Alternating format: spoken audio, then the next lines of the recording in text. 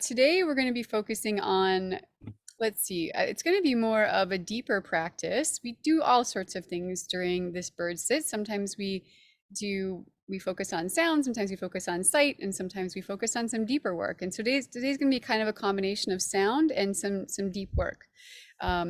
So why don't you go ahead and find a nice comfy place to sit, and if it's outside, that's great. If it's inside, that's perfect as well. I think most of you look like you're outside, so I'll just speak to you all. And Tracy, you're on a deck, right? Yeah, okay. Um, so yeah, we'll just speak to everyone as though you're outside today. Um, so once you found your comfortable place to sit, why don't you just glance wherever you're looking and just take stock. Notice what your own body is experiencing.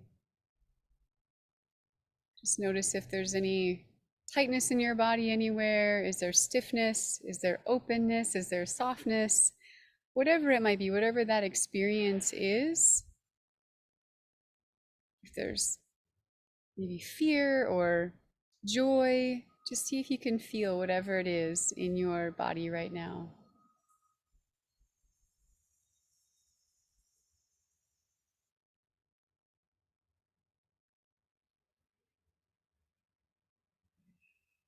And if you found any place that might be tense or maybe has some fear, might be tight, and you want to soften that, you want to allow it to feel a bit more open, a bit more spacious, then go ahead and just send some breath to that place right now.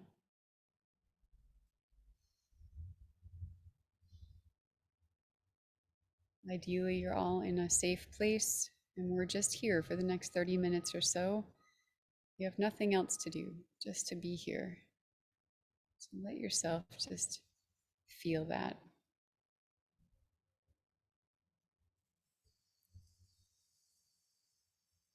And then on your next breath, as you're exhaling, just let all the air leave your body. Really intentionally push all that air out.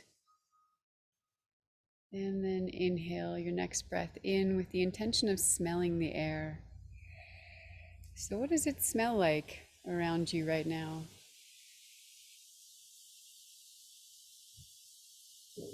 How is that different from the last time we sat together, or you sat in this spot?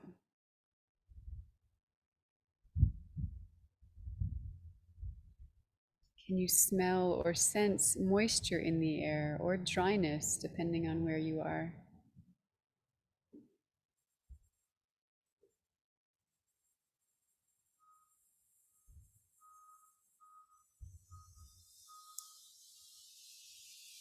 And now just feeling your body's experience of the air. In some places like mine today, you might even be able to hear it. It's a bit gusty. And so it's a little bit easier to tell where the wind is touching me and which direction the wind might be coming from. With others, it might be more calm and still where you are. And you might have to really be aware of the little hairs on your skin or the tip of your nose, maybe your cheeks, to feel what direction the wind is coming from.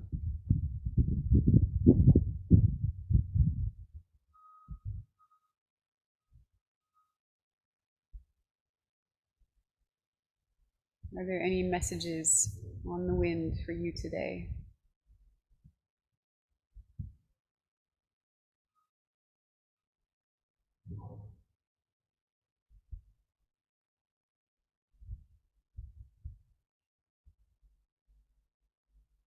And I know some of you may have your eyes closed now. If you do, just gently open them and allow your gaze to fall somewhere far off in the distance, finding one point to focus on.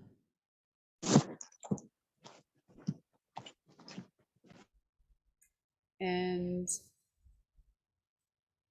as you're focusing on that one point, really get a good look at it. And then slowly, almost as if you're moving out in like a circumference, a big circle from that spot, you're going to get bigger and bigger and bigger as you expand further and further outward. And as you move outward, you're going to allow your gaze to just get really soft.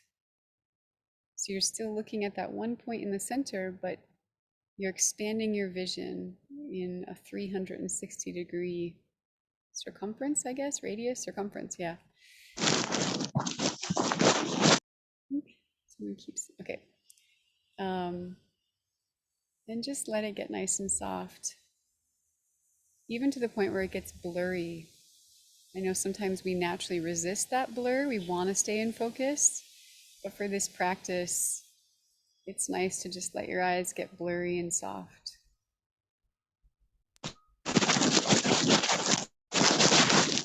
Hey, Sally, I think you might be turning on your, oops, somehow Sorry. it keeps turning on the volume or your speaker, so maybe just be aware if you're moving around. All right. Again.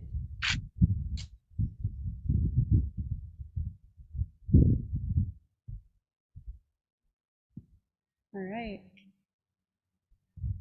And so for this practice, because we're going to be focusing on our ears today, you're welcome to close your eyes. You're also welcome to keep them open. It doesn't really matter either way, but some people enjoy just that rest, that break that their eyes can get, and allowing their ears to really focus. And our intention today is going to be the word discernment. So I was inspired by that word this morning because I'm recognizing that some of the sounds I'm hearing are unique to this time of year for various reasons. And I won't go into that right now.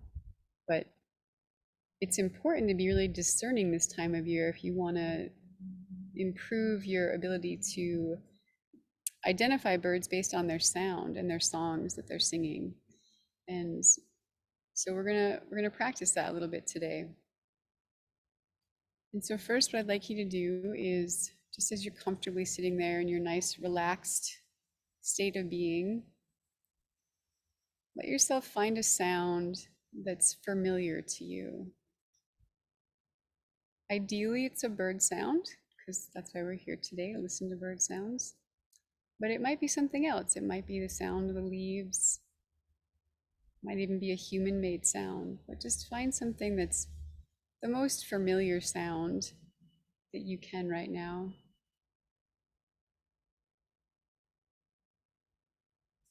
I know for me, sometimes during this time of day, the birds get a little quiet. For those of you who are further west, you might still be in a pretty active vocal time of day, so that's nice. So go ahead and just find one sound to listen to. And we're going to stay focused on this one sound for as long as that sound will allow. If that bird will stay around you for a while. And I'd like you to listen to this sound and notice if it is familiar, if there's anything that's different about it right now at this time of year. Has anything changed? So really allow yourself to sink into that sound. Just get absorbed into all of the aspects and qualities of that sound. And we'll stay with this particular part of the practice for the next couple of minutes.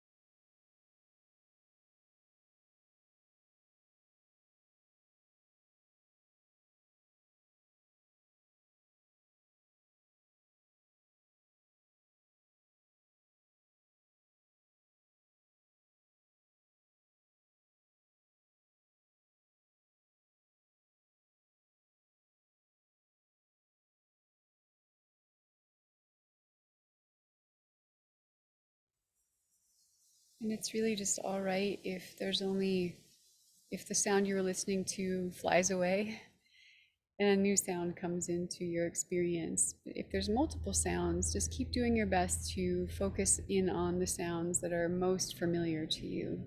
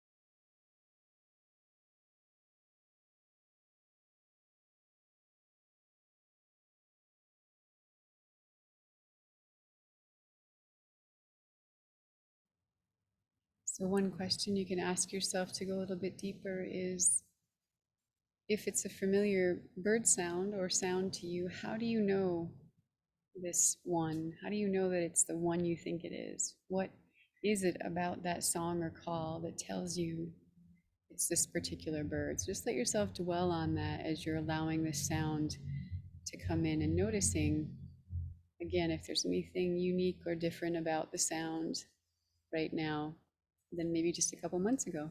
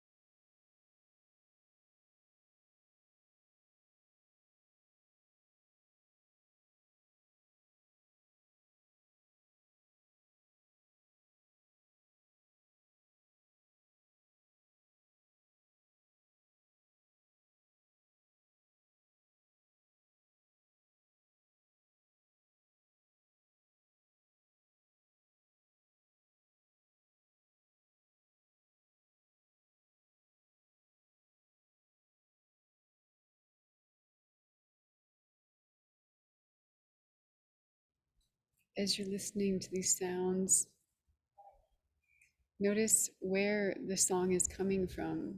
And again, if this is new, if it's maybe a little bit higher or lower, in the tree or shrub or fence post, wherever it might be singing or calling from, is the sound that you're hearing different in location from where it used to be just a couple weeks or months ago, if it's someone that's commonly on your land?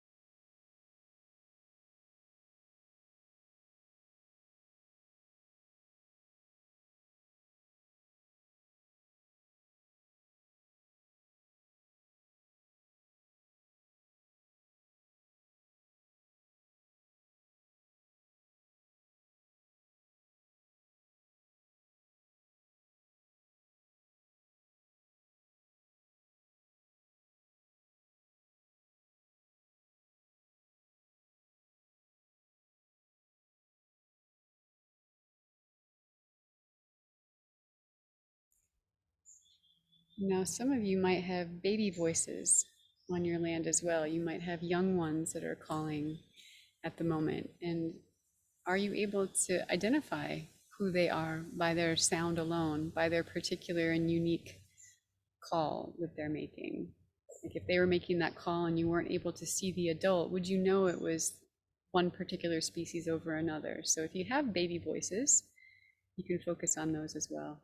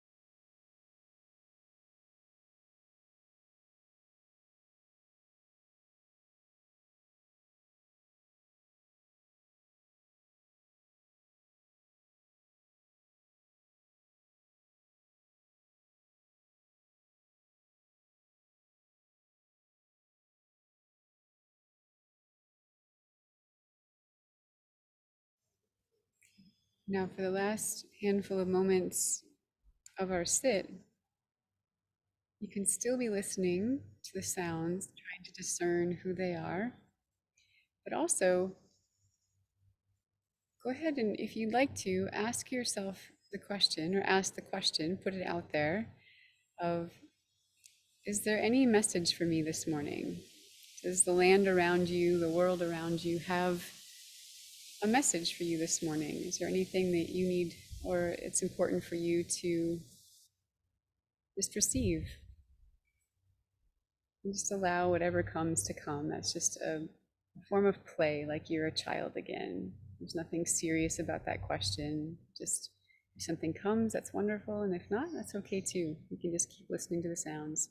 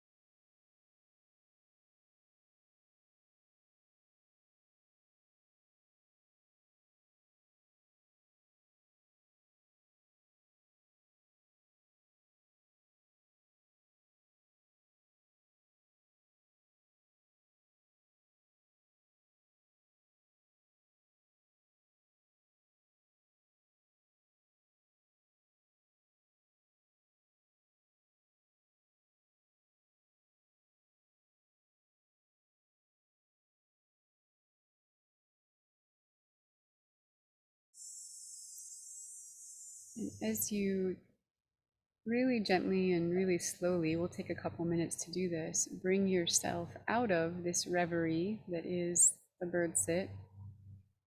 Go ahead and slowly go through each of your senses that we tapped into before we started, and just notice if you're still aware of them.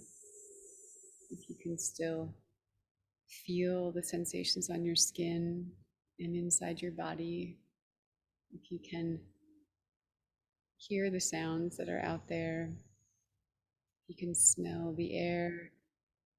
And then also, if you're and when you're ready to open your eyes, just noticing what you're aware of with your softened vision.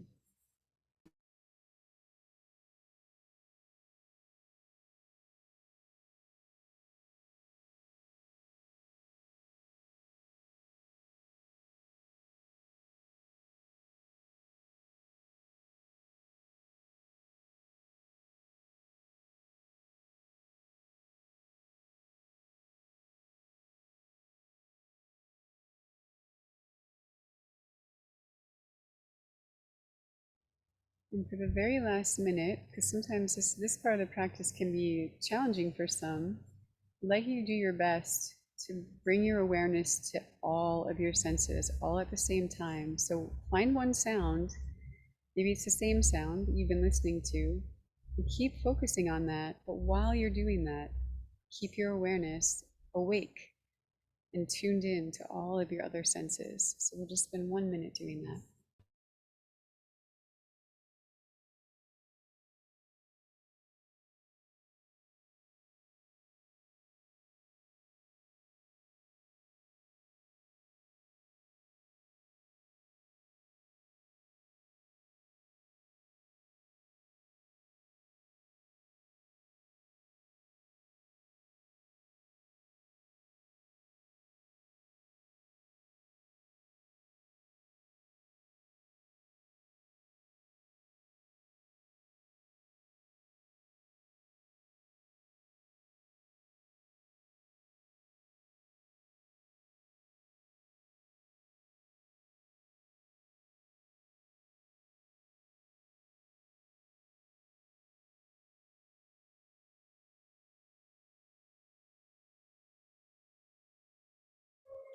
Good work. So just take the next couple moments and offer gratitude or thanks to those ones that you connected with this morning.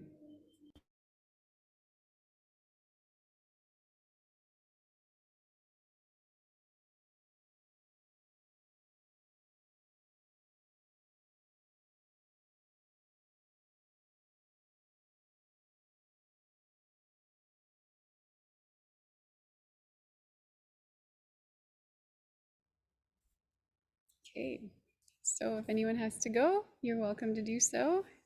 Take good care of yourself, and thanks for coming. And if folks want to stick around and hang out for a chat, that's what we'll do now. So anyone have something they want to share from this morning's practice? How'd that go for you?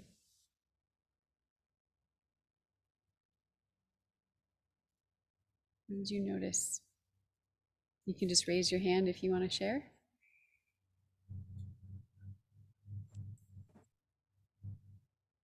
Yeah. Okay, Gabrielle, and then Della after. Or Della, yeah.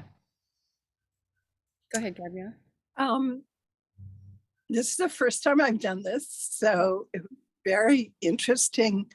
I'm sitting on my balcony. I have a waterway behind me and a street close by. So there were a lot of human-made sounds, that more so than I ever experienced sitting here. But what I noticed with the birds is like they were so far afield. And the message was that my field of sensing is so much larger than I think, and usually the birds are really close. I have trees right here, but they were really far away. And that was almost magical, that I felt like maybe I'd never heard them that far before. Yeah. Oh, Gabrielle, that's so beautiful. And it is. It's so, this is very simple practice, But oftentimes, some of the most profound things can come from just some of the most simple practices where you just take a moment just to see how far you can listen. And that's beautiful. Thank you so much for sharing that. Yeah, thank you. It's good to be back with you. Yeah, I'm glad you're here. Yeah, Della, go for it. It's just really socked in this morning here. Foggy, quiet. I could hardly hear anything at all. A few very quiet chips and peeps, and that's about it. No no singing. No, there were no birds singing. That's interesting. Does that usually what you experience during sucked in days is more just like the chips and peeps? And I'm wondering if it has something to do with the weather, or it's just that time of the year where the birds have stopped singing and very much, and the babies are peeping and chipping. Mm. Yeah. Were you able to sort out which peeps were who? The only one for sure would be the pygmy nuthatches. Okay. Because they have that quick little pip, pip, pip, pip, pip, pip. Uh-huh. So that tells you it's them. That's great. It's been a long time since I've heard a pygmy nuthatch. I don't know if I would, yeah, I'm curious if I would know their kid sounds. That's awesome. Thanks, Della. Hmm?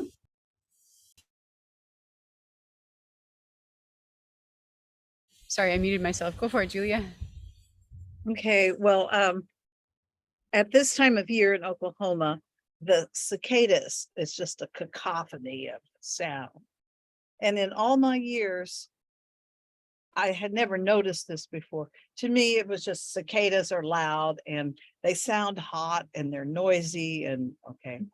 But listening this morning, I noticed they don't all sing at the same level all the time. That it'll be loudest here and it's almost like a wave, it travels and then over there, they're the loudest and that subsides and another is the loudest. And I'm curious now why. I don't know whether it works like a wave or something where, okay, you're singing, so I'll make noise too. And it travels like that, but they keep doing it and it's in the same order.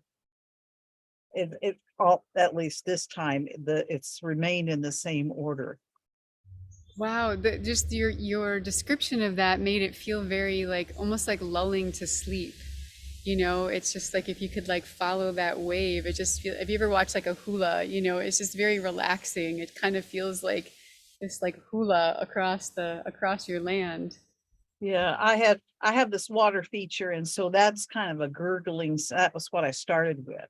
And there's kind of gurgling and it's not sharp or anything. It's just kind of relaxing. And to me, the cicadas, it's like swells in the ocean. Oh yeah. I was saying just kind of, I kind of like rode the swells of, in the big gestures like that. Oh, So. that's so like it feels versus like I can see the difference in that way of listening to them versus the like it's hot, they're loud, that like just a different sort of energy, right? Like wow, wow, wow, wow. That's so beautiful. I kind of heard something similar with the frogs. I went down to the boardwalk here the other day and was just like in awe. No one else was out there, which doesn't happen all that often. So I just stopped in this one spot because I heard the frogs all around me. And I was really curious to listen because I noticed that like, this guy would go off and then one over here and then one over there and then this one and this one wouldn't go off again for a while. But then it almost like was rhythmic. And if there wasn't mosquitoes there biting me, I probably would have stayed longer and like timed it and gotten like really nerdy about it because it was really fun to see like, would he go off when after another particular ones would, and I was trying to find a pattern with it and I couldn't totally find a pattern other than like he was rhythmic, in when he sang. But it was almost like once a minute, I think he sang, but there was always sound because there was always someone singing, someone was always going off like somewhere in the swamp. And yeah, it was really beautiful to listen to it in that way. It reminds me of what you're saying. Thanks, Julia. That's such a beautiful image. Yeah, Tracy, go for it. Good morning, all.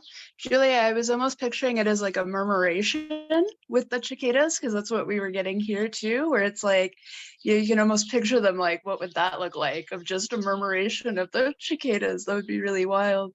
But yeah, we had monsoon storm last night, so I was listening to everybody come out. My resident hummingbird, I think I've told you all about him. He's an Anna's hummingbird that actually moved with me when we moved across the way a couple of years ago. And he sings his heart out, and I've tried to get really good recordings of it, but he will go for hours on end, and I've never experienced anything like it. So I cried when we moved here 2 years ago, because I was like, I'm gonna lose my hummingbird. And we're only across the way in a different complex, and he actually moved with us, and so he lives in the mistletoe over the way.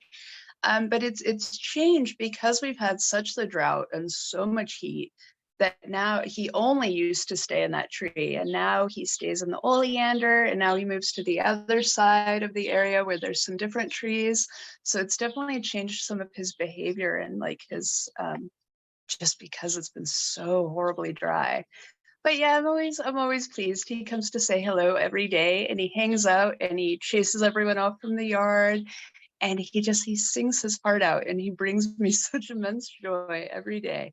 But the babies were out, the house sparrows and the house finches. My Kerbill thrasher boys were out. There's a pair that torment everyone else through the yard, and they're so fluffy.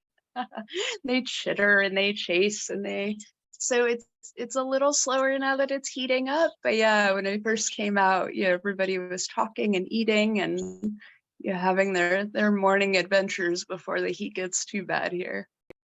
Ah, that's great, Tracy. It sounds so vocal there, just like so, even despite the heat, that there's so many voices that you're tapping into. Yeah.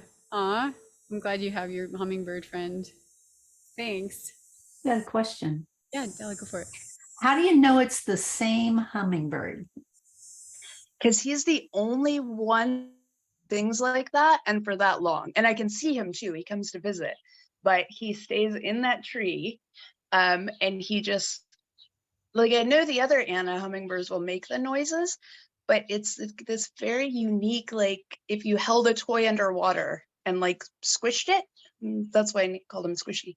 He sounds like he's wet and like full of water, and he just sounds damp, I guess. So, but he'll go for hours on end, and you'll be like, Squishy's back. There's Squishy in his tree. He's here to, keep every other hummingbird.